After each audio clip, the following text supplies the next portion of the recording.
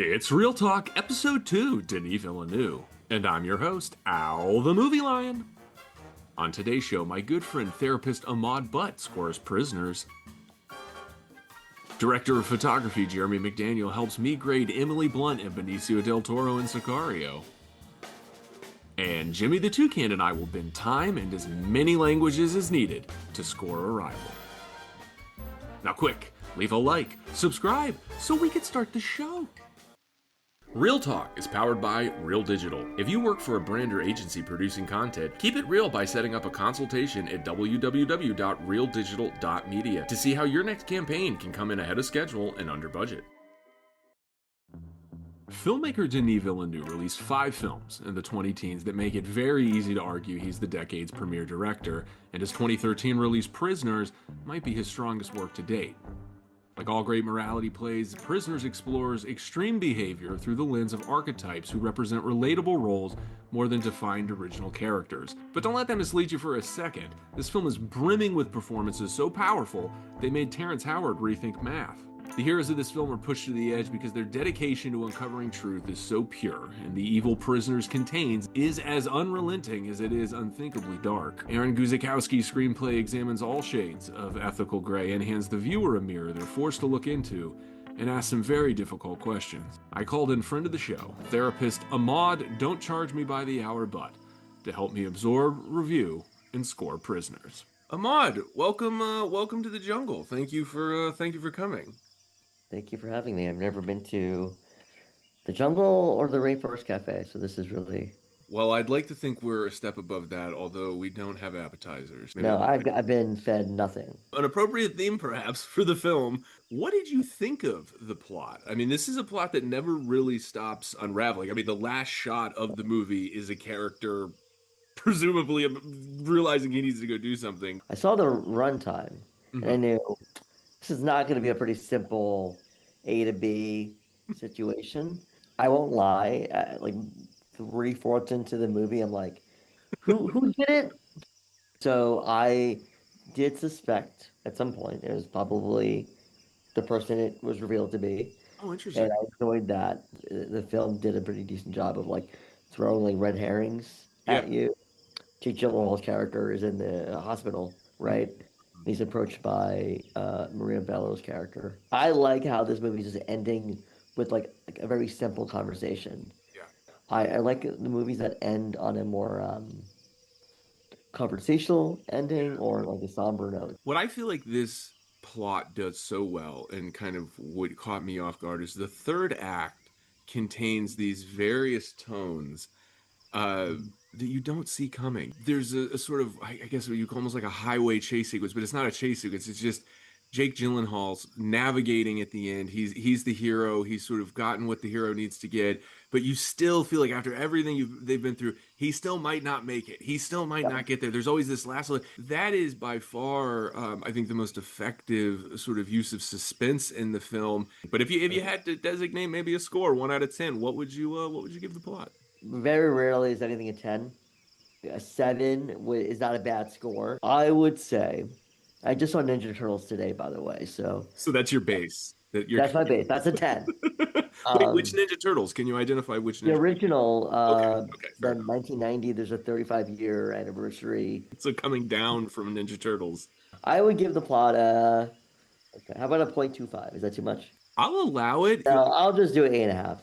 I like a strong, confident answer. 8.5. It's locked in the book. We call that the Fellini score here. Next up is characters and performances.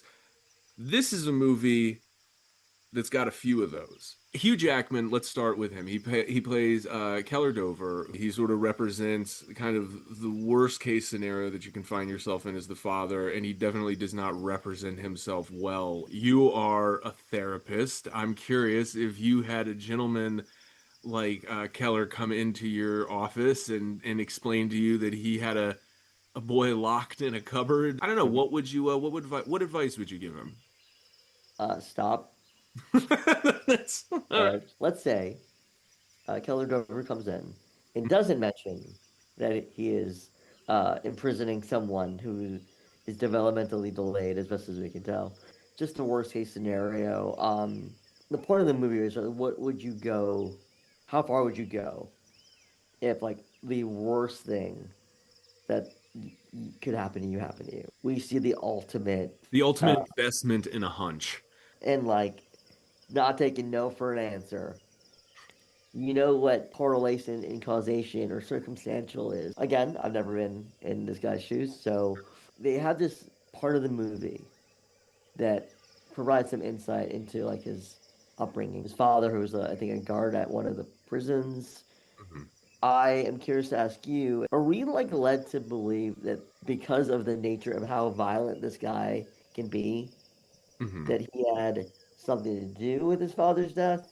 Everyone in this movie is sort of touched in some way by trauma, and we're kind of we're literally shown that in various ways. His sort of life motto of, prepare for the worst, or what is it, prepare for the worst and hope for the best. He's sort of a doomsday guy. He has this shelter in his basement built out, and so I think he just sort of operates on the extremes. That's kind of how I interpreted it. And the loss of his father was probably, you know, a real catalyst for that. And for anybody listening who obviously isn't familiar with the plot, I know we didn't so much break it down.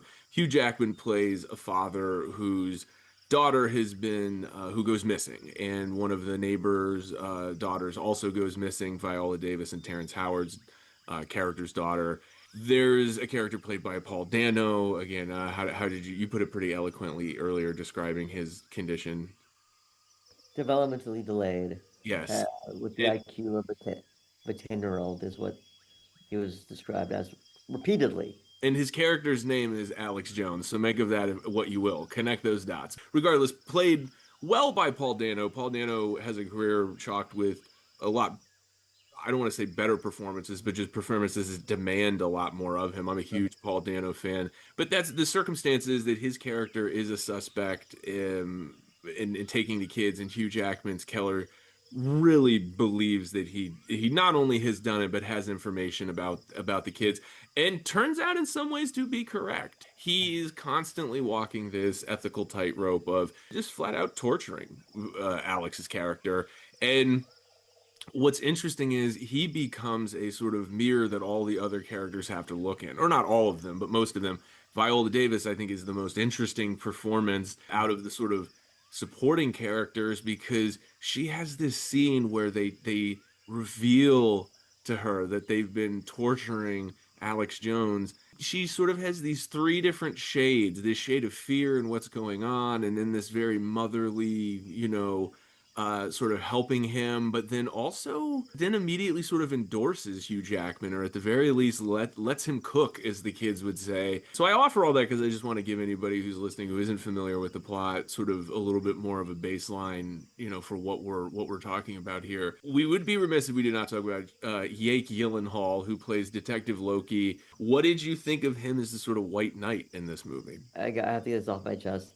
The amount of weird references to Marvel and DC in these movies, in this movie, is insane. Loki, played by Mysterio, Wolverine, Taking the lead. Viola Davis, who is Suicide Squad, if I'm not mistaken. yeah, Rhodey, Terrence Howard, The okay, Riddler himself. the Riddler himself, who is singing a Batman and Robin jingle at some point. I see what you're saying. I see what you're putting down there, Mud. Yeah, and Zodiac, he played it so well that he walked that tightrope of like, is this guy gonna lose his mind? Yeah, he's Right? unwinding at the seams. Yeah, like he's doing these things with his eyes. And I love that little tick. I'd have to watch the movie again to figure out what that tell indicates, but Mhm. he's very clearly made that decision that when his character's thinking or responding to something, he has this like double blink that he does, and I think it's a really great decision. I think that the performance he gave of juggling between guy who wants to do the right thing and also this close to losing his shit. But just to go back to Hugh Jackman for just a second, Mhm. there's this scene towards the end of the movie where the better Alex Jones That's is, right. The smarter Alex Jones. well, Alex Jones is saying something about like his name. There's like this single tear that goes down Hugh's cheek, and I thought, God damn. Hugh Jackman performs with such an intensity in all of his roles, but it's this quiet intensity. Tyra Banks, who kind of coined the term about smiling with your eyes, I think Hugh Jackman could coin a term about screaming with your eyes. He's trying to hold back everything. He's trying to present this strong man, and this emotion is just squeaking out of his tear duct and it rolls down. And it, again, just masterful control of his body and his ability to perform. It really, really is an inspired performance. You can tell, and I would be comfortable saying it's hard for me to think of a better performance that he gives in a film. And again, there's a every genre you can think of he's performed in, and I think this movie demands the most of him, and I think he delivers in every way. He's so sort of, I need to be like a strong, I'm not gonna show you weakness. Like I'm just not gonna show you that I'm affected by this. Yep. Yeah, he just cracks, and then you should have told me, I wouldn't have done this. Just, and there are people in the real world who are like this, by the way. It's These an whole like, extreme. It's an extreme representation, but I think that form of denial is really, really common. And when it comes down to, let's be honest, it's about what you're capable of. It's not, I don't think he's making a conscious choice to blame Detective Loki. I don't think he's capable in that moment of accepting yep, the potential responsibility in the situation, or not even responsibility, but the reality of the situation. And yep, it's such a wonderful reward at the end when she is out there and they find her. Because as an audience member, I gave up hope and I thought they were crazy and I thought they needed to let go.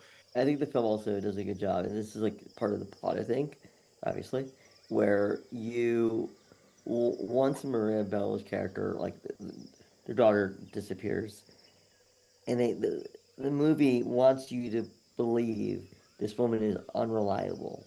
Hmm.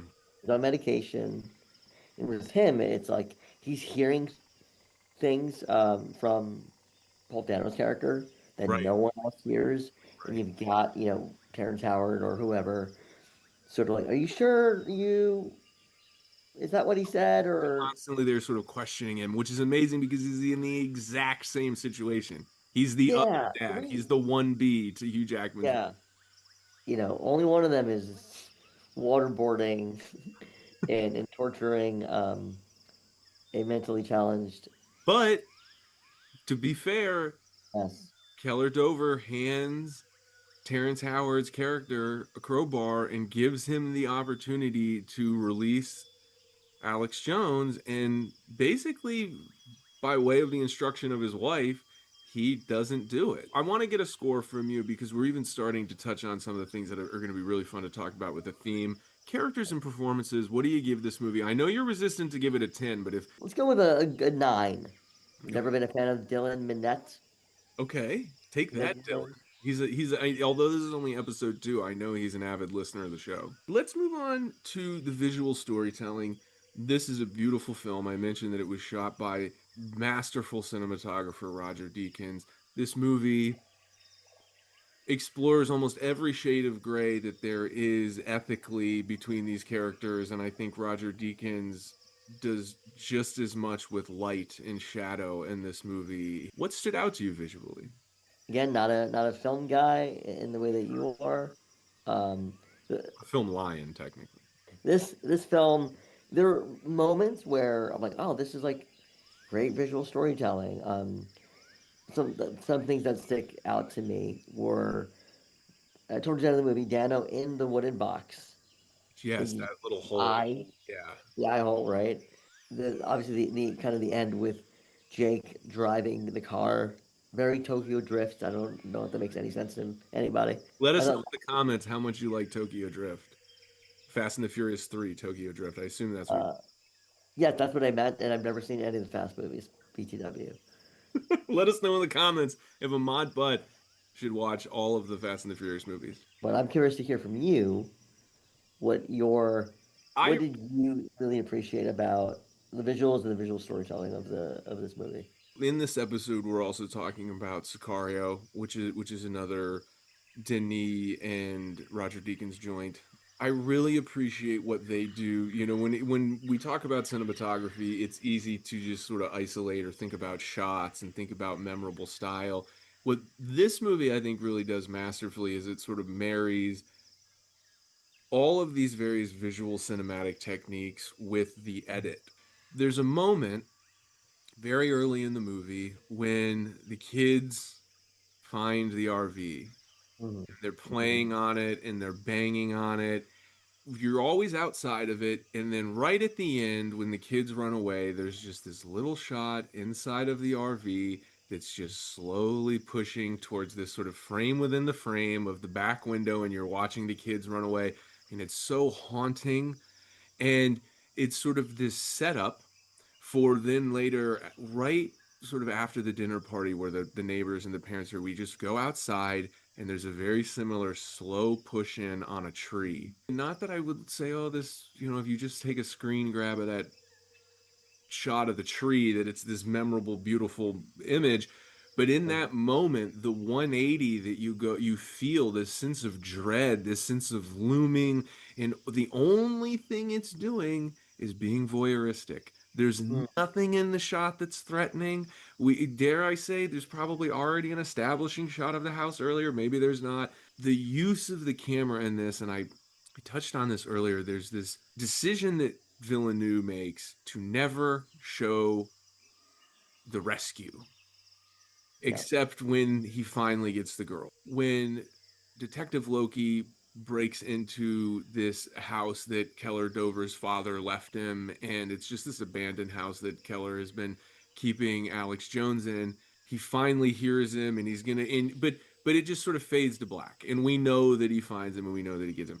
What that does so well is when we get to the very last shot of the movie, Mhm. and we know that Hugh Jackman is stuck, and we know that he has the whistle, and we can hear Loki hearing it. And right when he looks off and the movie cuts to black, that's perfect cinematography because it created this language this throughout the movie that you don't need to see the hero rescue to know the hero's going to rescue. Sense of satisfaction you get from not seeing something, and I think that's masterful Mhm. cinematography just as much as creating a beautiful shot is masterful cinematography. But if you 1 out of 10, what would you give the visual storytelling? I I think on a third watch, I'd probably give it a higher score because Okay. there's a really good chance that if I watch this again, I'll give it a higher score. Um, I gave, was it 8.5, and then Eight and a 9. half, a nine. I'll give, because I trust you, a Thank you. 7. A seven. Okay. I And a thought maybe bad you thing, were going to remember, go up. 7. It'll probably go up. But for I right wasn't now, for this watching. for episode two, Yeah. Denis Villeneuve, Mhm. Ahmad Butt is locking in a seven. Yes, visual storytelling, a 7, probably wrong, should be higher. Your opinion cannot be wrong, Mr. Butt. Moving Well, along, use of sound. Uh, uh, can I? please, May I discuss? the floor is yours. After many, many months of deliberation, I purchased a Sonos Arc. Today's episode Uh, is sponsored by the Sonos Arc. this movie sounds fucking great. Yeah, Okay? It's always raining, yeah. kind of like the movie Seven. But that's a great connection. Yeah. There's a sense of tone Hmm? that again really evolves subtly over the movie. The movie starts with a very fun, atmospheric. I say atmospheric just because it's very natural. Everything's fine. Then I said there's this shot of a tree that happens really early on that kind of injects this sense of dread. There's various just locations we find ourselves in, like all suspense movies. There's quiet moments. There's dark moments. I think if I had to describe the soundtrack in one word, it would be appropriate. What I really liked about the sound, but there are a lot of scenes in this movie, right, of Jake Gyllenhaal going to a place, sussing it out, looking through windows. There's always like a dog somewhere nearby barking. Uh, I just felt like, man, it gave me the sense that he's like almost on a fool's errand. He's in a bit of a maze, honestly. Where are these bodies? Right. Where is he going? Mm-hmm. Trying to find Polka Dot Man, also another Marvel and DC reference. I just thought that even the scenes where there's not a lot going on still felt like stuff was going on. He's sort of stuck and lost, and he's trying. To say it's atmospheric, I feel like is almost an understatement because it's atmospheric of Jake Gyllenhaal's state of mind. What would you give it out of 10? Use of sound. A 7.5. 7.5 for use of Yeah, sound. I'm surprised this movie didn't have like an Atticus Ross, Trent Reznor. It felt like this is a movie that those two guys could have done their thing with. You know what? No, I'll give it an 8. Give it an 8. Okay, I'm crossing it out. I'm adjusting that to an 8. That brings us to the last category. That brings us to the category of theme. This movie is ripe with themes. I will present to you a very difficult question. If you had to isolate one theme that you would say this movie is truly traversing, what would you identify that theme as being? How far would you go? How far would you go? But I think why are we the way that we are? So for me, the theme, the worst parts of ourselves are the things that we never resolved as we get older. Did we like heal from that trauma, or are we still very much informed by it? Are you embracing it or are you denying it? And not necessarily even consciously, but I feel like that's what Jake Gyllenhaal as the detective symbolically represents is this calculated embrace of the worst. And Mhm, Hugh Jackman represents this emotional embrace of the mhm. worst. In many ways, he's denying logic. He's denying everything other than what he's feeling. Jake Gyllenhaal's character is denying his feelings and only acknowledging logic and facts. But like as the movie progresses, I think you see Jake really kind of unraveling when Bobby, other suspect, when he shoots himself. Jake is in the room with his boss, and the boss is like, "Hey, you got to get over it. These things Captain Richard happen. O'Malley, yes. Yeah, these things happen, and so you gotta get yourself a girl." Yeah, I think he starts off more calculated, less emotional, Mhm. and as the movie progresses, he's becoming pretty emotional. Oh, I think, yeah, and I think that that's the journey of the audience as well. In many ways, the opposite is happening with Hugh Jackman because, much like us, he's learning more and more. He's learning what's happening contextually. He's feeling guilty. He's denying things. Whereas I think the more we learn about the situation, that almost allows Jake Gyllenhaal to kind of cut loose a little bit. But I think thematically, he still represents control. I think the way his character sort of ends in terms of an arc. You know, he's really given the opportunity at the end to sort of let loose emotionally, and he just doesn't. He's completely buttoned up. He's completely professional. You know, he just sort of kind of nods and says that, yeah, like appreciate you, and sends him off. But obviously, I think a big theme in this movie is also generational trauma. When something goes unresolved, it's far more likely to reoccur, and the cycles that not only can repeat with an individual, but then by default happen within a community and how it rubs off and affects each other. Viola Davis and Terrence Howard's characters, they what represent what I think a lot of people actually represent in this world, which is people who are aware and can get involved and choose not to. And it forces us, the audience, to really make decisions about how we feel about them. Easy to make that distinction about Hugh Jackman. But anyhow, I'm confident in saying I don't think it's a movie that has a lot of themes. I think it just dives really deeply into a few. The Burke family, and like he has the option to free Alex Jones, and his wife's like, nah, think about our daughter. And he could have Yeah, gone back at any point. He could have gone back on his own. He could have let that kid out. I mean, he knows where it is. He knows how to get in. He chooses to be ignorant. Probably a lot of people watching this movie can identify with than the choices that Jake Gyllenhaal makes or the choices that Hugh Jackman makes, because the choice to do nothing when you know something bad is going on because there may be some good that comes out of it is perhaps the most evil thing in many ways in this movie. essentially everyone in this movie makes a choice, right? When Jake Gyllenhaal is in visiting and he sees the pastor Mhm. like, laid out on the floor. A local pastor who's been drinking and is just passed out, so he kind of just breaks into his house. Yeah. Is that illegal? Luckily for Detective Loki, he stumbles across a corpse in the priest's house, so I feel like that would probably go a long way in covering up for anybody going, wait, was the door locked? Did the Did the priest kill that guy?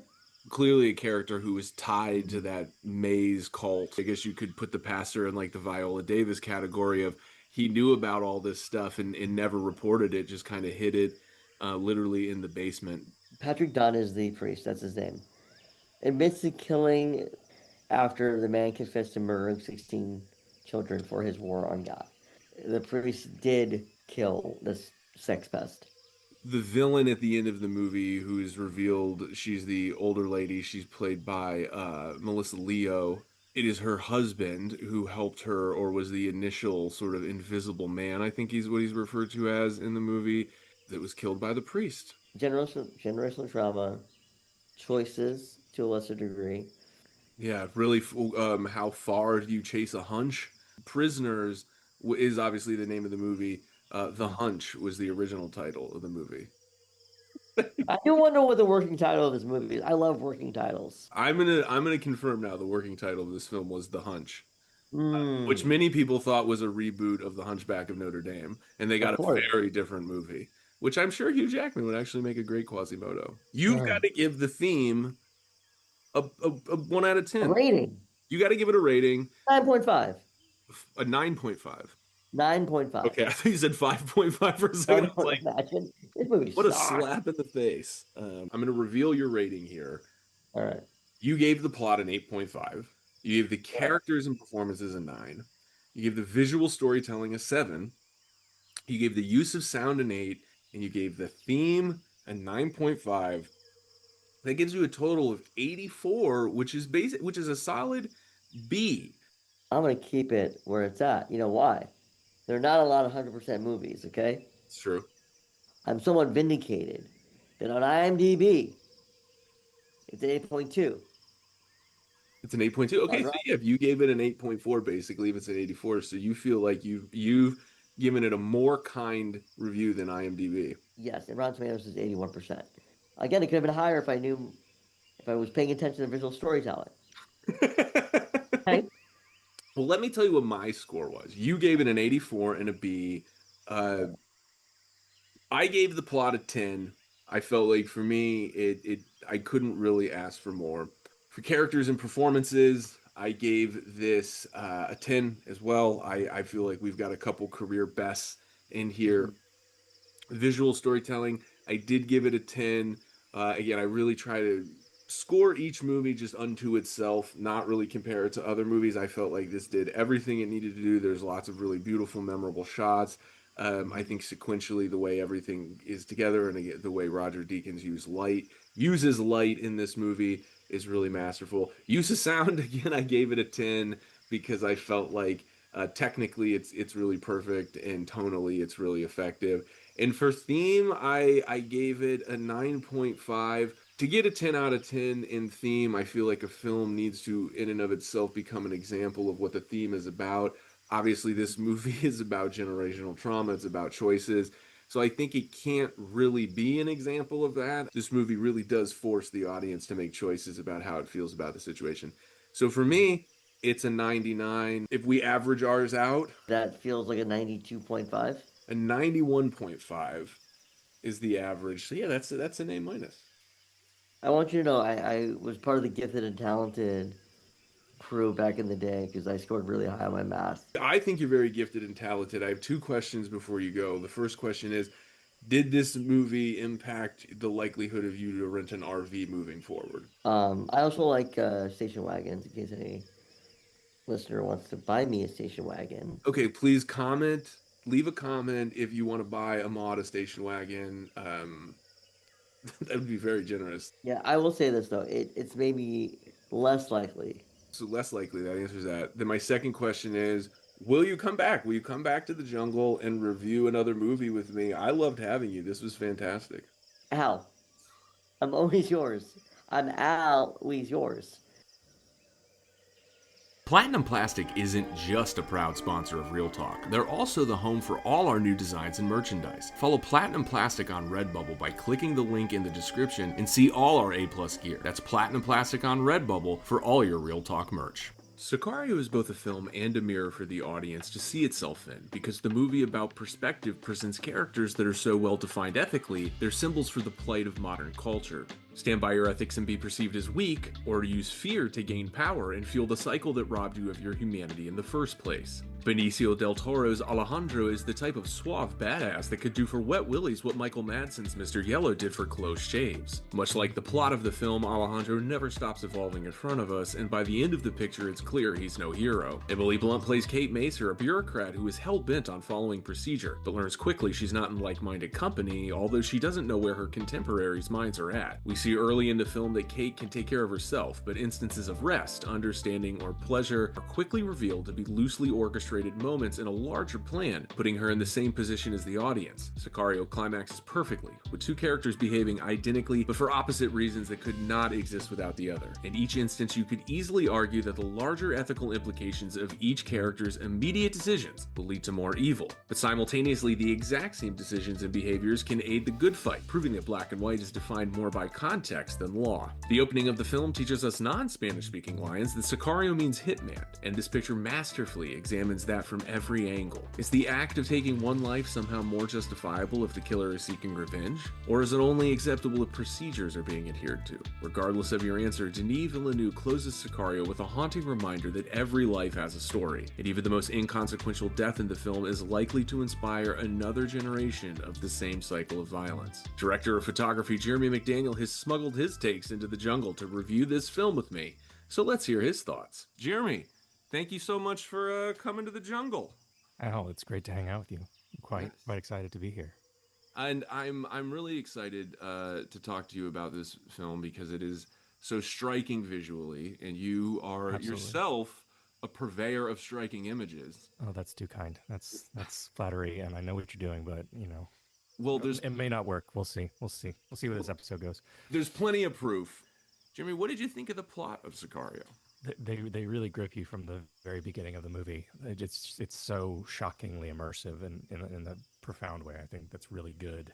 It really does And it sort of remind, drop you right into a yeah, dangerous situation that just keeps getting more dangerous in ways you don't expect. you're just devolving. It reminds me a lot of one of my other favorite villain movies, Prisoners. You're on the hook and you're like, what is happening? Why are we doing this? But we're going. I'm following. I have to follow. I have to see what happens. I love a movie that doesn't give you a picture perfect ending. It doesn't tie the bow for you. I love movies that like make you think about what you think about something. So the plot you see it coming and you don't see it coming at the same time. Like it makes sense to you when you get through to the end of the movie. You're like, okay, yeah, I can track with how that's true. But at the same time, you're given the opportunity throughout the way because she is sort of the vessel by which you view the Yeah. world, and Reggie's character as well. To sort of imagine what do you think about what you're seeing, and I love that kind of POV that we're given. Almost like a guiding hand because she knows more than we do. She's the professional, but she's still, I wouldn't say she's in over her head, but she's clearly in a new scenario that she hasn't been in before, and she's constantly learning just like we are. And again, she has sort of a sort of sidekick, so to speak, that sort of almost plays the same role for her that she almost is playing for us in the sense that he's there to kind of support her. The plot is nothing but character evolution, and so it never really stops moving up and again up until the very last scene. It's all about decisions being made and this sort of question that Emily Blunt's character is consistently faced with, which is, are you going to stay or are you going to leave? I really appreciated this plot. I'm curious if you were going to give it a 1 out of 10 per the gimmick here on the show. Eight out of 10. 8 out of 10 for plot. Love it. Because I can imagine a world where this movie it takes some big swings and it definitely feels very aggressive at times from a plot standpoint. You're like, Sure. oh, we're doing that. Oh, okay, cool. Oh, and that happens. Okay, all right. Yeah, I guess okay, we can do that. And I feel like there's maybe a version of this movie that's a little bit more winding and a little bit more subtle. But I don't think that that's necessarily a slight on the film. Maybe it's the intention of the filmmakers to be that in your face with it at times. But It's there was a shocking element that I think, like there's another version of this movie that could have been more subtle, which is I think very effective. But it is not, a clever plot kind of movie. It's just not like what it's trying to be, Sure. and that's totally not a problem. But Right. you know, speaking in superlatives, is there an alternate universe version of this movie? Maybe. When I finished watching Sicario, I asked myself, I thought, is this Benicio del Toro's best role? Because I wasn't really prepared to enjoy his performance as much as I did. I thought it. I mean, I don't want to say it steals the show because there's so many great performances. Josh Brolin's amazing. I mean, obviously Emily Blunt's wonderful. There's not a bad performance in the movie, but not only are you figuring out what his intentions and motives are, but you're kind of having to figure out your own relationship with those motives and how you feel about it. Because on one hand, he seems like he's almost pure evil, but then on the other hand, you're like, I kind of get it. I kind of get where he's coming from, which makes a great movie Right. villain. You truly, he's probably the most complex character in the movie Yeah, because you are given opportunities to consider his motivations, and then that's like a hard choice to make. Like, what would you? I've never considered the possibility of of course. the things that he's had to consider. You make assumptions, and then the onion slowly gets peeled back. And I think because of that onion peeling, he gives a really complex and interesting performance. That I mean, Benicio del Toro's an excellent actor. But I would say it's probably one of his more nuanced and layered performances for sure. What I think makes Alejandro so distinct in this film is he is so confident. He seems to be hyper aware, more aware of almost anybody, in so motivated. Whereas juxtaposed to that is the Emily Blunt character, who, as we've talked about already, doesn't seem to really kind of ever know what's going on and is constantly trying to figure Sure. out what's going on. That's very much Well, what's driving her yeah. forward. I mean, on some level, he's the mirror, right? He's the razor's edge that everyone else is being compared to. He has had the tragedy, and he's made his path, and everybody else, especially Emily Blunt, is reflecting that back and considering. It's like, well, what are you gonna do? Right. Do you think this is okay, or are you gonna just back down? And I think that he, more than the other characters, is disconnected from the larger cause that seems to kind of be motivating all of them to some degree, in the sense that Emily Blunt seems like the most idealistic and hopeful. She kind of has a lot of hope about what the future could be in believing in that system. Josh Brolin seems to be more concerned with sort of maintaining order. Alejandro, who's his world is gone. Like the most important things in the world to him are long gone, and so he's not. It seems like he's not so focused on the future. He's somehow just sort of detached, which somehow, ironically, again, makes him the most confident and somehow most successful at kind of executing everything that needs to be done in the movie, or again, at least for the sake of what they're doing. He's the one who really like sees the world as it is, Yeah, not as he wants it to be. There's a really telling line at the very end of the movie where he says like, you don't need to be doing this because you're not a wolf. And there's something about that instinct of like, you've got to be like savage, you've got to be a scavenger, you've got to just figure it out and just be willing to do whatever you got to do. It's a commentary on like the world that he inhabits and what he's chosen to accept is the reality. they're very much like a yin yang to each other. Yeah, and I just love the courage of ending a movie when you're just like, okay, cool. Well, is that what happens? I don't know. I love movies that do that successfully. Well, then let me ask you. I mean, characters and performances.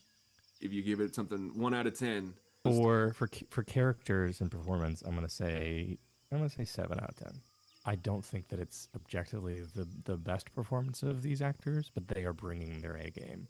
I've been a Victor Garber fan since Alias, so I was glad to see him sneak in Mhm. there. But yeah, so like everyone showed up and really brought their A game.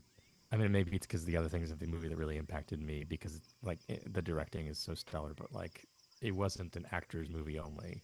We're talking about visual storytelling now. In addition to just the cinematography, this is a category we also talk about editing, in this too, because they Sure, kind of go sure. hand in hand. But almost like No Country for Old Men, kind of a desaturated feel at times, but then other times, almost quite the opposite. I love. That's an interesting comparison because both of those movies were shot by Roger Deakins, Yeah, the great Roger Deakins, but they have distinctly different visual qualities to them. There's similarities. It's like the Western sort of sure. stark landscape vibe, but they do feel like different movies, and I think it's a testament to Roger Deakins' like capacity to be a really nuanced cinematographer and really lean into the creative collaboration with the director. And I think I love when that synergy works because that's such a tricky relationship, as you know, Yeah. trying to not step on each other's toes, but also like needing each other to sort of find it together at times. A movie like this, which does have a really strong directorial vision, and you have somebody who's at the top of their craft, like Roger Deakins, it's just really fun to watch. And there's such a variety within the movie. And one of the examples I give when you're talking about like a director and a cinematographer really aligning and harmonizing, there are all of these different sort of mechanisms that are used in different sequences. We touched on earlier a little bit, kind of in the opening sequence. There's a big sort of explosion that comes out of nowhere that really sets the tone for the film. But then also towards the end, there's a very Silence of the Lambs esque sort of dark tunnel. There's this team that has to infiltrate this sort of Which mule we need to talk, mine by the through way, a about how tunnel. the movie was basically shot in darkness at that point. Night vision and seeing the Yeah, infrared cameras and like capturing images that way and shooting the scene that way, which is just a really brave choice. Honestly, I don't know that I would have made it, and but a really effective one to just put you in that position of being like a absolutely. strike team, like doing that. I feel like anybody who's tasked with teaching a cinematography course or an editing course, you'd be crazy not to show this film because there's such great examples of split screen, like you said, night vision, thermal vision. There's such a rich tapestry of different techniques used, but you don't. It never feels like a gimmick. It all is seamlessly woven in, and it just really enriches the experience. And I really that scene in the tunnel or tunnel whatever you want to call it, it is really intense, and there's this beautiful shot, and I think it's right before that sequence, but it might be at a different time in the film where we're basically inside of a cave looking out, which means the majority of the screen is just black, but there's this little hole of Oh, just I color remember that this starts. shot. Yeah, and Emily I was Blunt like, just that's kind of so dark. comes into it, and I just this is what cinematography is. This is in an instance, in a frame, we are seeing our hero just go, sort of walk into the womb of darkness, and even the little It's funny, yeah. sliver of light behind her is the only thing that creates this very It's faint silhouette. that particular shot I remember watching and thinking that is almost imperceptibly dark. I would not be brave enough to shoot it that way. I mean, it was a decision. Which I mean, it was really effective from a storytelling standpoint. I would have been on the set and be like, that feels a little dark to me. I don't know. Maybe we should, That's yeah, my that's my that's my half an my hour my earlier. commercial roots betraying me. But the guy, and he's been an inspiration to me to so many cinematographers in my generation. So that's certainly not unusual. But nobody does environmental lighting like he does. Like he makes it feel really grounded and real in the environment because he's really trying to light it as if it were real environmental lighting. He's doing exterior sources, he's doing practicals, he's making, even in that scene in the tunnel where we finally do get into the corridor with all the Mhm. lights, those are just the normal overhead like construction style lighting. Like Right. that's how he's lighting the scene. Even in the sequence where they're in that outdoor kind of canopied space where those Yes. I'm noticing the multiple shadows on their faces and how intentional of a choice that was to make it feel real to the environment. And I'm sure that they like replaced all those fixtures and those were whatever they put in there. That was all very intentional, Right. but they made it look real in a way that felt elevated and cinematic. And because of that, and because of the choices that he's making to never take you out of the world with the lighting, it feels really immersive. Even down to the shot we were talking about, like it would be that dark. I think about a shot just a few moments before that where you see them you see the horizon, you see Yes, they're kind of getting ready to. them passing in front of the camera, and it's just such an elegant shot. And the skies are absolutely stunning. The skies in general, the landscapes are really interesting in this movie. Yeah. Lots of like beautiful sunsets and skies that sequence when they're on the roof. It really grounds you in the environment. Like the drone style shots, like Hmm. the straight down drone style shots, the details of like the plane taking off the runway, looking down from Oh, I love it. And you the just see the wheel well, shadow things like just sort of that. drift off. They feel very environmental, and there's so many shots that like are intentionally slowing you down, slowing the pace of the energy down, so that you are just very aware of the environment you're in. And it is that, like, you said yin and yang earlier. It's this contrast of these two things can be true at the same time. Like there can be this really beautiful, complex world, and these horrid, terrible things happening at Right. the same time. And I love that that's like the choices that they made in this movie. Because you talked about how immersive the cinematography is, and it pulls you in, and it does such a great job of at times making you feel safe when you're not. And there's a Yeah. sequence that takes place in a bar. John Barenthal has a kind of a small role in the movie where he shows up and seems like a real good guy, and turns out And maybe you not almost so forget what's much. happening in that sequence where they're joking around with one Yeah, another. but And it's yeah, it's it's like it so quickly. It really does feel like everybody had a stressful day at work, and now we're all unwinding at the bar. And you really the tension for albeit just a minute is really lifted in that environment. And you almost can feel your shoes sticking to the floor and smell the totally, the taps, and it just totally. feels like a bar we've all been in. Even the And way that they chose to light that bar was just like yeah, heavily neon, lots of color exactly. contrast, So just like all over the place. but then, but what that then sets you up for, which you end up going back to her place, and it ends up being a pretty not. It's not a fun, not a fun night the way that it ends. But while that's happening, in very very bright, very sterile, very kind of white, like just again very natural lighting in her apartment that is sort of under decorated, and so to have those two scenes where you're in this colorful, bright bar that really is Totally. the most colorful scene in the whole movie, so you instantly feel so safe, just like she does. When we talk about direction and cinematography, it's not often that you can point to such a great example where it really aids you in sort of soothing you into the same Yeah. mood as the characters, where a lot of times that is just performance or music or the edit, whereas the cinematography here, I think, really goes a long way. I And think we often make the mistake of thinking, and I know that this is partly, I'm showing my colors here as a commercial DP primarily, but like we're often lured into the idea that, like, good cinematography is pretty cinematography, and I totally, don't think that that's true. I think it's effective it's functional. for the story that you're telling. And this is again what I go back to what I think is masterful about Deakins in general is that he can do that, and yet in like thread in just like the most beautiful portrait lighting right afterwards.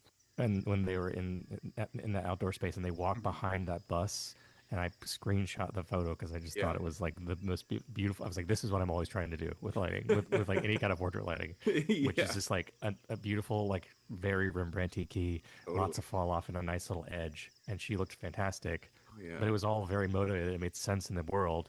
And then moments before, you had like a very different kind of lighting environment, Yeah. and it was very intentionally kind of like soloing the Oh, character in that moment. So there's just that kind of nuance that I think is really fascinating and really fun to watch.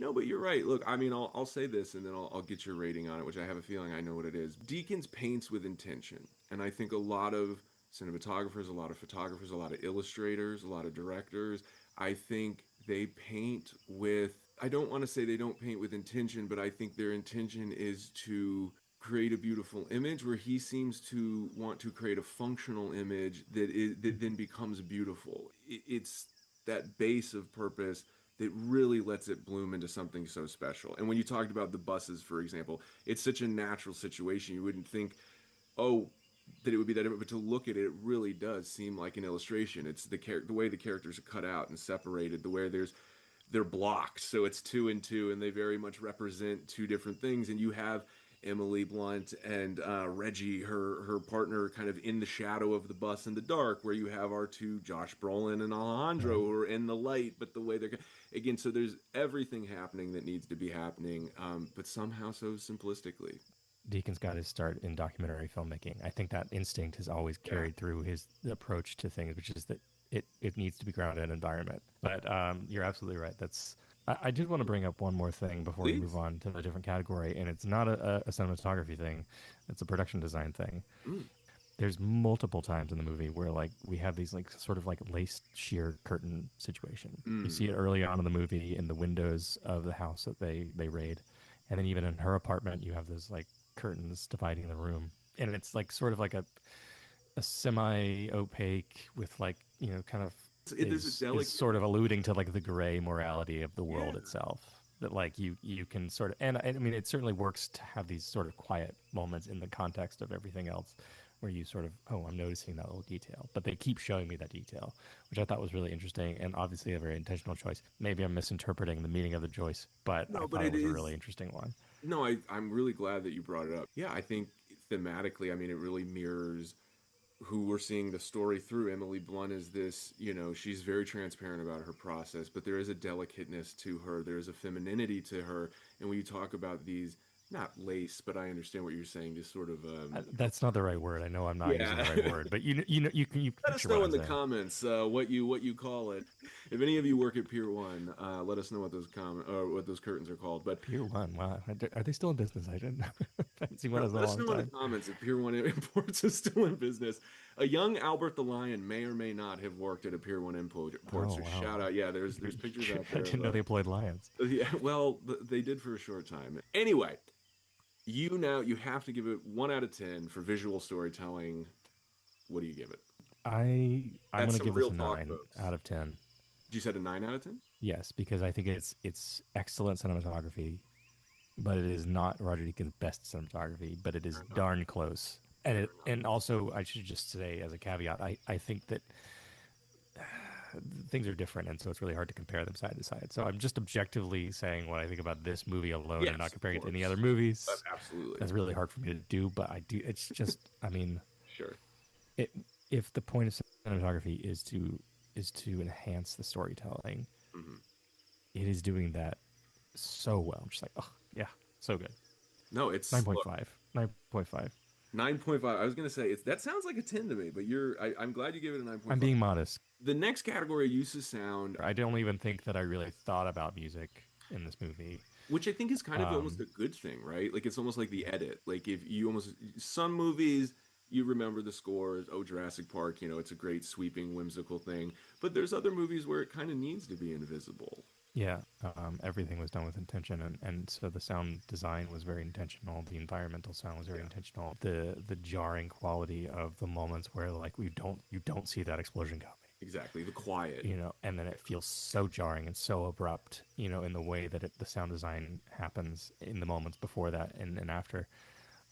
Things like that, I think, are throughout the film, where it gives an increase and a heightened level of contrast, I think, to what's going on in the movie. It's not distracting, but like it's just happening subconsciously. You're not even thinking about it, but it's affecting you. What would you give it out of 10? I mean, that's an interesting question, but in terms of like doing what it's meant to do, I'm gonna give it a similar rating to what I would say about the performances when it's 7. Yeah. Give it a 7. Copy that. The last category is theme, and again, this is a movie that's really rich with theme. I think it's very clearly a movie about intention. It's a movie where ethics are more defined by context than law. You may think you have a very clear understanding of a situation or even of an individual, and then it only takes a minute, or even a second to completely recontextualize everything. What you're Yeah, I mean, it's tackling an incredibly nuanced issue. It's in a weird way the movie feels very prescient because, with the conversation around immigration in this country now, and um, all of those factors just feel very real still. So I think that it does it in a really delicate and compelling way that like we said at the beginning, makes you really think about how you feel about it rather than telling you what to think. Her belief system in like a proper way of doing things and like a law and order sort of mentality that even at the very end of the movie, it's just like you need to move to a small town because right. like things will actually work the way you want them to work, but Yeah, they don't work that way here. right. I think that theme is throughout the film, where it's just sort of like, oh, okay, you have this character who has a very traditional sense of morality, Hmm. um, and justice, and being asked to inhabit a world that has zero sense of that. There's something about the the concept of like an eye for an eye, like this happens and so we retaliate in this way. Even it's like, oh, you killed my kid and my wife, I'm going to kill your wife and your kid Right. and kill you, and there's not going to be any remorse around it, and there's no like higher morality here. Right. And Like it doesn't. justice is getting revenge on Right. some level, and in fact your willingness to not really be complicit in solving any real problem, just to try to manage a problem, that you feel like you control. Like that's the most telling thing of the whole concept of the movie to me, because there's sort of like, well, it's there's no like hero wins at the end of the day Right. thing here. It's not even possible. It doesn't exist. So fair to say maybe it's more a theme about coming to terms with not having choices than it is so much about choices. Or maybe seeing the world as it is rather than as you want it to be or as you imagined it to be. Right. You know, the reality is they're a group, right? Josh Brolin, Emily Blunt, Alejandro. They're technically on a group that's being funded by the government with a very specific goal in mind. But the reality is none of them are on the same page. And certain people are using that group effort to get their very own personal intentions of it. Where other people, like a Josh Brolin, who's just kind of in the middle, he's sort of, is almost indifferent in a way when you would hope that someone in Right. his position wouldn't be as indifferent. And Emily Blunt's character goes through the journey of going from somebody who thinks they're defending justice to realizing that there is no justice to defend. Right. And then ultimately, I think at the end of the movie, why she makes the choice she does is like she realizes there's no point. So for her to be the long arm of the law, for her to pull the trigger, she then robs herself of something. Right, right. I wanted to talk very briefly about the very, very end of the movie, which I think is just like Yeah. such a brilliant stroke to go back to that kid in the Yeah. soccer field that like they never went to go play with his dad. Yeah. And just the sort of complete dismissiveness to the reality of the world. Oh, we hear the gunshots. Oh, okay. And like the world keeps moving on. It Mm-hmm. doesn't matter. There's no cowboy riding in and fixing it, Yeah. and riding off into the sunset kind of thing. That in some way, like it is upending the Western genre. It's not. I wouldn't say it's a Western genre film, but it's playing on some of those motifs, and it is sort of challenging this sort of traditional identity around justice and good and bad and all those things. Again, such a somber bookend of where you start the movie, and just the movie always kind of reminds you that there is this base level, that it isn't about Emily Blunt, it isn't about Alejandro, it's about this world right outside of it. There's a the old rule, show don't tell, and I feel like sometimes that can be really misleading, because I think the ending of this movie is such a perfect example of how sometimes what you don't show, or what you see someone not seeing, is far more impactful than just ending on seeing that thing. So yeah, I Totally, thought I thought it was a totally. really And one also of the from a narrative structure standpoint too, and oh an yeah. editorial standpoint, having those touch points of those characters, that family, Mm-hmm. you needed that not resolution, but you needed to like close that book Yeah. on that moment. You could cut out all of those scenes and still keep the mule, the dad, and you have a really good movie. But by keeping that bookend, it just humanizes it and makes it, it just elevates it. It takes it to a whole nother level. Totally. And to your point, like there's a version of this movie that like would work without it, but I think it does something to really ground the story in reality. On that note, 1 out of 10, what do you give the theme? Is really effective. I'm gonna say 9. Yeah. I'm going to add up your score and I'm going to tell you what it is. But before I do that, I just want to let you know that we have a merch shop. And right now, you can actually get a Denis Villeneuve Is My Boo shirt. I mean, it sounds like we need to make a Roger Deakins Is My Boo shirt for you, Jeremy. But in the But it meantime, also has to be a wordplay. We got to figure out the wordplay. yeah, no, that one doesn't roll off the tongue quite as much. But you can get a Villeneuve Is My Boo shirt, and when you get it and you realize how much you love it, you can then go get the Villeneuve Is My Boo Part 2 t-shirt, which is also available right now on Redbubble. Having said all that, to run it back, Jeremy, you gave the plot an 8, the characters and performances a 7, the visual storytelling a 9.5, the use of sound a 7, and the theme a 9. That brings us to a total of 81. Man, it's so hard for me not to compare it to other movies. I'm gonna say it's just, I want to say it's just like a 93. It's like a solid A. Yeah, That's in my imagination. I'm gonna lock in an A. Yeah. It was graded as an 81, but we're gonna give it an A. I Yeah, will, those sevens got me in trouble. I feel like I was trying to not be overly, look.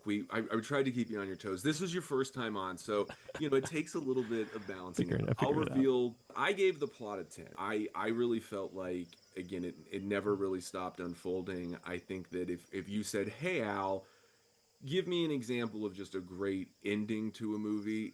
It's a harder question to answer than give me a great opening to a movie, or just think of a great scene.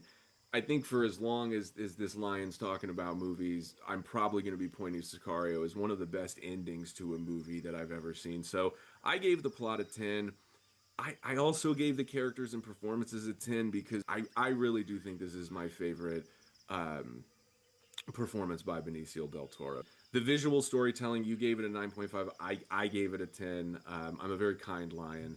The use of sound, I gave a 9. I felt like, again, if I think of a movie like Jaws, if I think of a movie like Jurassic Park, there is an iconic score that comes to mind. I'm not saying that's required for a great film or a great soundtrack, but this movie doesn't have that. But I still think it's great, so I gave it a 9. And then similarly for theme, I gave it a 10. I thought this was sort of a 10 out of 10 movie for me. That gave it a score of a 98, so for me, I would give that an A plus to your A. I don't think we're that far off in our thoughts about. No, definitely not. I think agreed on all fronts for sure. I'm just a little bit more modest probably. But now that I understand how the scoring system works, if Be you ever have me back, comfortable. I will make different choices. But no, I mean this is a masterwork.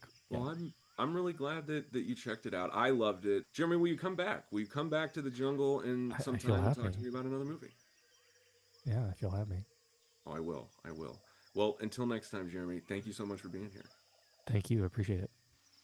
Before we jump into the next review, I just wanted to thank you for listening this far, and I ask that you please give us a follow if you're enjoying the show, as well as comment what movies you'd like to hear us score on Real Talk. We're almost certainly on your favorite social media platform, so search Al the Movie Lion wherever you scroll.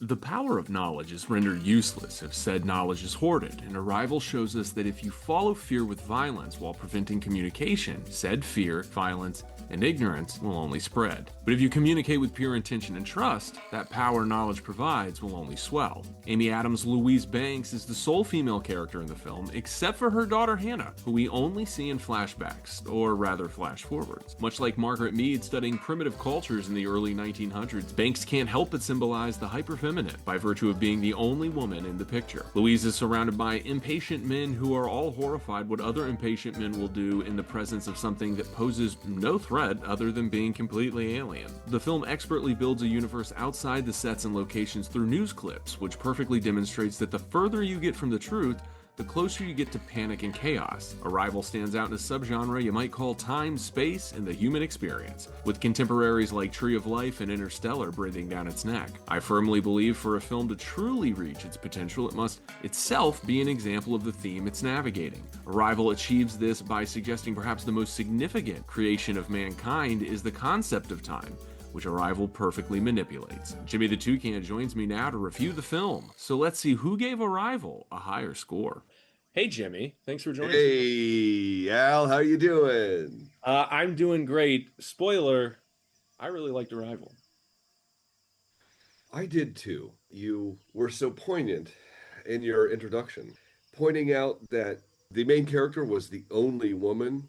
I think it's something that we should continue talking about. I want to get back to that when we get into the characters and performances. So I'll ask you just right out of the gate, in terms of plot, what did you think about Arrival? I think that we don't know ever really what's happening. We know we know that there is a mystery that has to be solved, and it feels a lot of times because we are facing all of this new information from the perspective of this main character. It's easy as it's happening to speculate what they are, and it's really fascinating how information is revealed over the Yeah. course of the storytelling. For an alien movie, there are certainly some predictable like plot points that occur, but it is very seamless, and I think it's a lot of fun. And I've got to ask you, I mean, obviously the most distinct thing about the plot is you just assume that things are playing out in a linear fashion. But by the end of the picture, you realize that's the furthest thing from the truth. I'm a really big fan of this director, and I had seen his previous works in the theater, and I really wanted to see it on the big screen when it happened. My friends were really into it and going back for a second time or a third time, which I think is always, a good sign that people like it.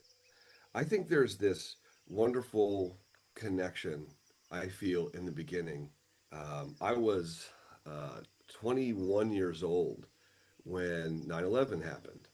There was this moment where everybody turned the TV on and nobody knew what was happening, but what was unfolding was really scary and looked like a movie.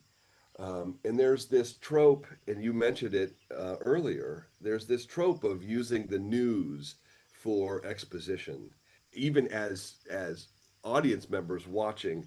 I feel that same apprehension of like, what is this?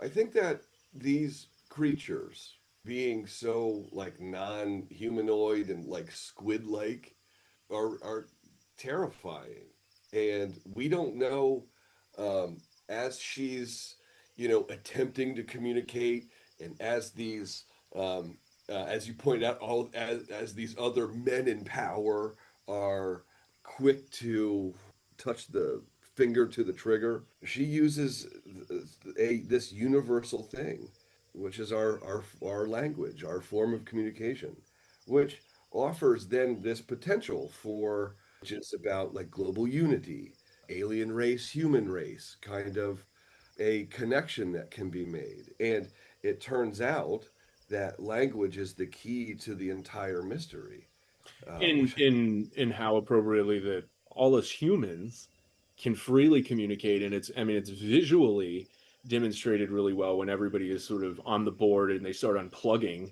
and they remove themselves from the conversation strictly by choice or by fear or for political motive. And they're literally two different species that are learning to communicate with each other when, like I said, simultaneously, people who can easily communicate just choose not to for kind of bullshit reasons.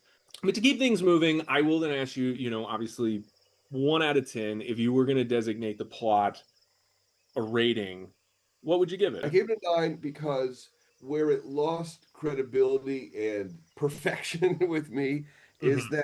that it does, if you boil it down, it is very much a fear of the other story. And it does have a very good twist to it that unifies the whole thing, which I think makes it very strong.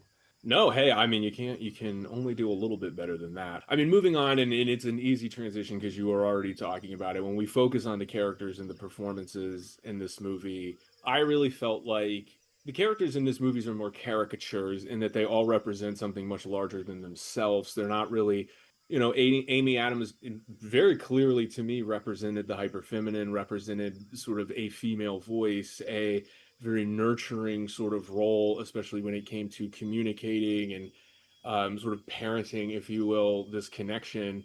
And again, I feel like it was very well done. I hope it doesn't come across like a negative when I'm saying that they're caricatures, but these individuals, like I said, all seem to represent something much larger than themselves. I mean, do you agree? And how did the characters and performance leave you feeling? I think they're all very strong. And I think that when you present stars like Forrest Whitaker or Jeremy Renner, opportunities to like be masculine, be tough, yet be sensitive to the needs of the hero. I think all of the actors are really, really well cast. I think it was the first time I ever saw Amy Adams, and I really like, man, she's a star. Like she Yeah. is really a star. She really, Well, everybody has so much going on underneath the surface. Everybody's performances are really sort of reserved, and obviously it's just sort of the nature of the story, how it reveals itself. It sort of demands that. But even in the case of Whitaker, it's hard for me to think of another performance that I've ever seen where somebody was clearly scared shitless, but was also like forced to be in control and forced to be in command. And he somehow does that perfectly where you you trust him only because he clearly knows that he's just being told to do something for the sake of being told to do something, and he just has to enforce it. I don't know. There was something weirdly charming about that in his role. I also want to give credit to Michael Stuhlbarg, who played the CIA, FBI, government agent guy. He is quite good at being a villain, and he representing that kind of extreme government paranoid official. I really enjoyed. I like him a lot in that. You're so close to the action in the movie, you never really go outside the wall. Like you don't really ever venture too far from Amy Adams' character. It's hard for me to think off the top of my head of any scene that she's not even in. It's such a small, intimate kind of group. It's such a rich kind of chemistry and tapestry. Again, while all characters sort of just completely baffled by what's going on, and very realistically, like I said, everything's just sort of understated. What would you grade that as a category, 1 out of 10? I gave it a 9. I think Amy would be happy to hear that. Has Amy Adams ever done a Bird movie? I feel like you would know. I don't Oh, want to she's put on the done spot. all kinds of bird movies. I was wondering if you were going to mention her performance. She was very young, but if I'm not mistaken, she was in the Birdcage. She really. If I'm not mistaken, I think the couple goes to adopt like a baby, and I think Amy Adams is the baby. Maybe we should just talk about Julie and Julia for the rest of the. Actually, maybe as a just a staple of the show, if build in like a break in case of emergency, we can just break into a Julia and Julia discussion if possible. The next section here is visual storytelling. This movie had a few good shots in it. Agree or disagree? When you point the camera at something, it in so many ways conveys an incredible amount of underlying meanings.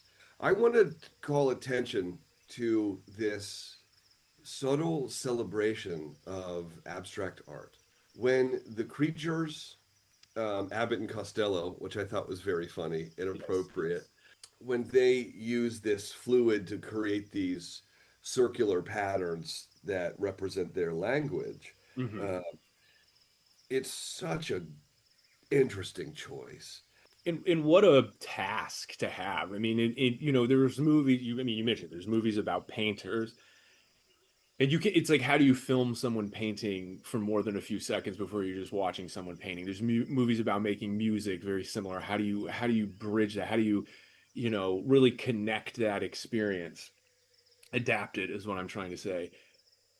I thought maybe the most successful achievement in this movie, especially on a visual basis, just was really masterfully and successfully checking that box of going, how do we tell a story about two languages figuring each other out visually? The way you've phrased it and kind of framed it as being abstract and this very visual, painterly approach to it, I find that really fascinating. I have a couple shots that I want to call attention to. One in particular is in the beginning when the girl in the classroom asks for her to turn the TV on. She turns and she faces the TV, and we are hearing what's happening. And then we are seeing this great reaction shot of Amy Adams, like, and it's like, it's this. We don't get to see what she's looking at. We're watching her respond to it. Right, right. That's a really great moment. When they figure out, they take the scissor lift all the way up to the inside of the chamber of the pod, and there's this great moment where gravity sort of flips around, Yeah. and that's a really wonderful moment. I have a physiological fear of heights, but not a psychological fear of heights. If I'm on top of a ladder, I can climb up a ladder all day and I'm not afraid. I'm not, but what happens is my body becomes afraid. So my feet go numb. My body is afraid, but my mind is not. There is a great moment where we're looking down and we can see the soldiers all the way down there at the bottom. Obviously, there are these great sweeping beautiful scenic wide shots of these vistas. Mhm. Yet, you know, um, puncturing that vista is this sort of alien pod. Yeah, just this And thing all you can't miss. This thing that is the- absolutely nothing.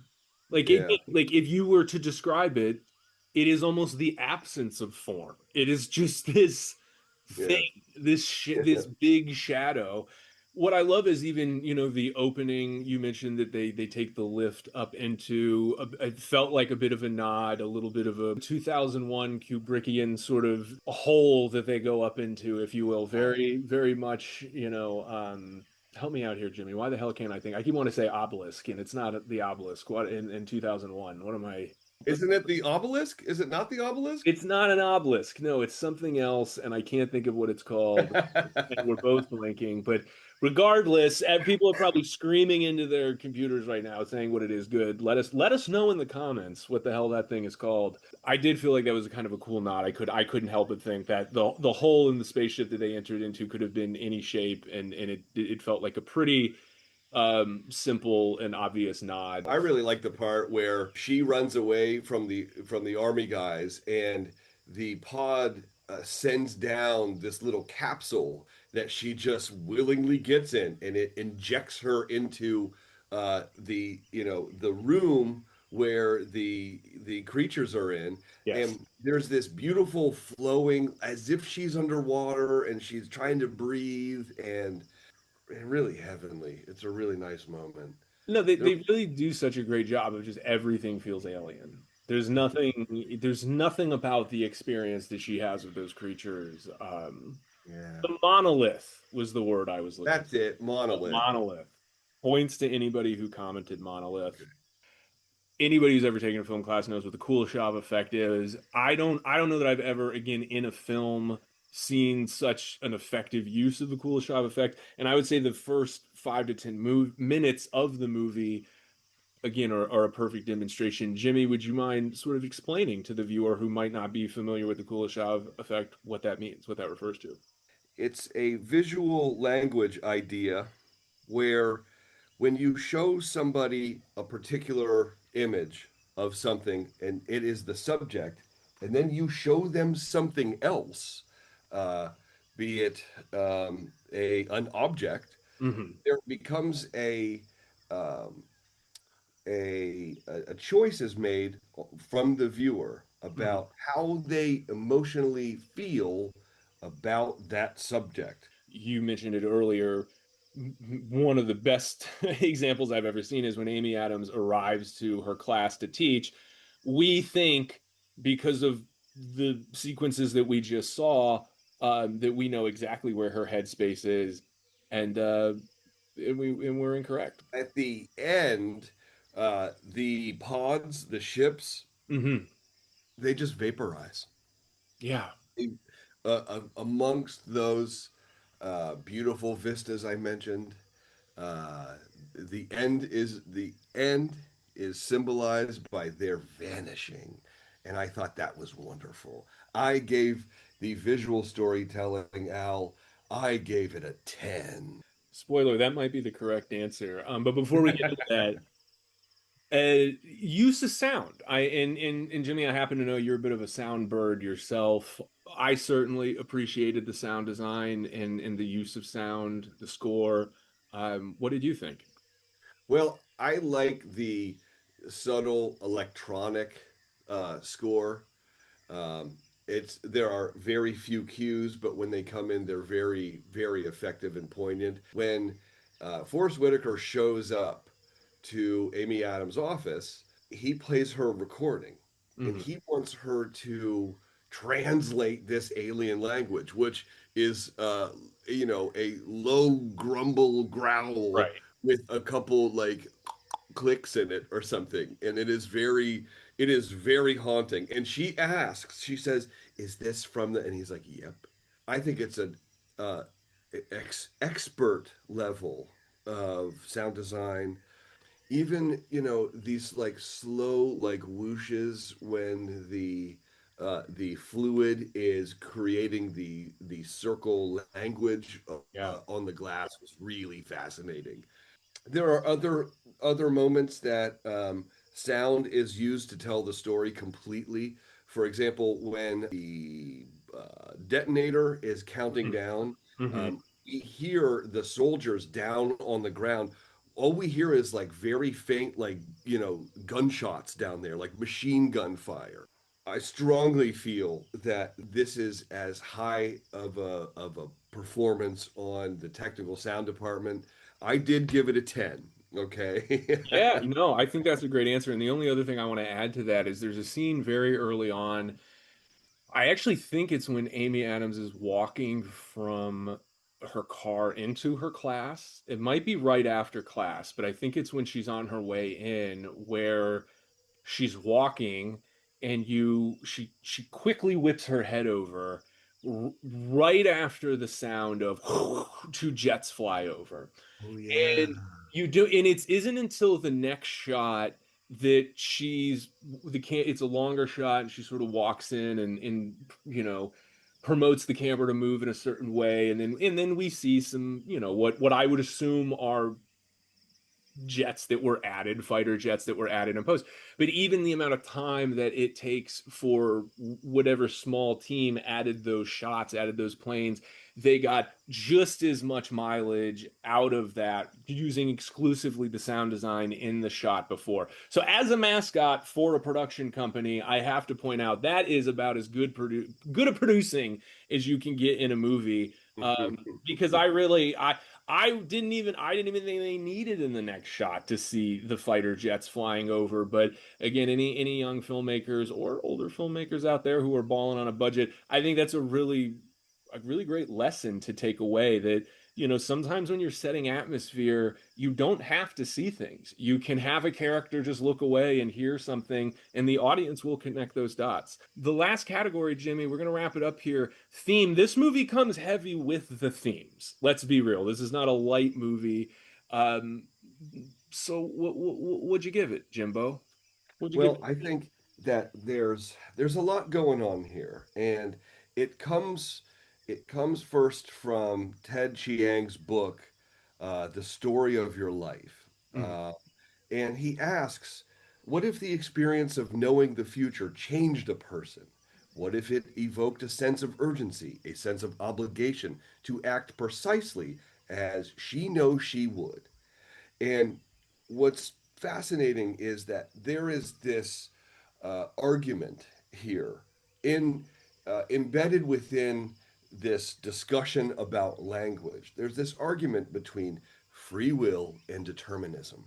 It is visualized in these two really abstract understandings we have of time and memory, Mhm. and using language as a way and visual language as a way to convey these things. When Amy Adams' character meets Jeremy Renner's, he reads to her from her own book, Mhm. saying, "Language is the foundation of civilization," which, like, in a very powerful way, positions her um, to us understanding where she comes from, But it right? also, in that moment, if I can, it also is a flagpole that is stuck in the dirt regarding the arc of the theme, not just the arc of Amy Adams. Because when we begin that, we understand this. This is a character that is here to levy communication. This is a story about communication. But when we get to the end, it is a story about time. And Mhm. and Amy Adams' power and dominion over her universe is completely altered because of her ability to rethink her concept of time. I love that you bring up that quote from Jeremy Renner, or Jeremy Renner quoting Amy Adams' character. Mhm. It's just such a perfect, beautiful beginning. Um, I agree. because he's challenging what the movie is effectively proving her to be correct in, that perhaps the ability to communicate is the only vessel, so to speak, for the ability to articulate what they're learning. Well, let me put it like this. I felt kind of cheated when uh, the key to unlock the connection when Amy Adams calls the Chinese president.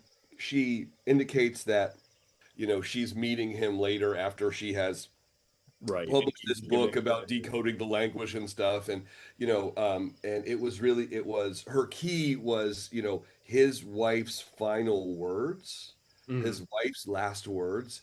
I felt kind of cheated that we were not given what that is in Ted Chiang's book. The line is, in war there are no winners, only widows. And I think that would have been a really important moment for this film to celebrate language and in the way that it does. Withholding that, I did feel quite cheated from that.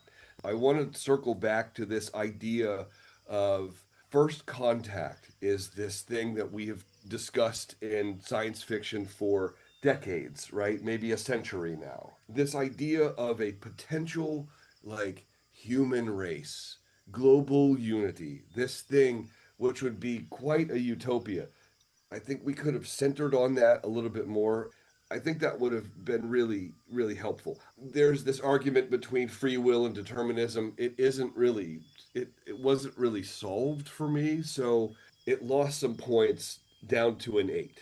I don't know that I align with your identification of what the theme is.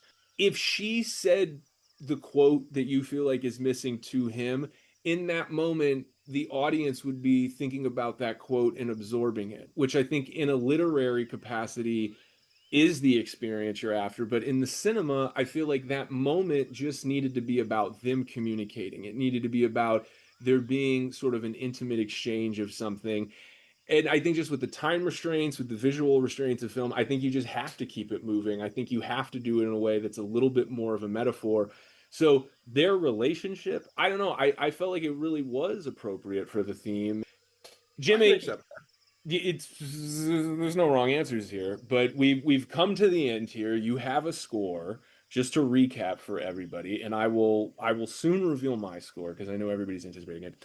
The the plot you gave a 9, the characters and performances you gave a 9, the visual storytelling you gave a 9, the use of sound you gave, I'm sorry, the visual storytelling you gave a 10, the use of sound you gave a 10, and the theme you gave an 8.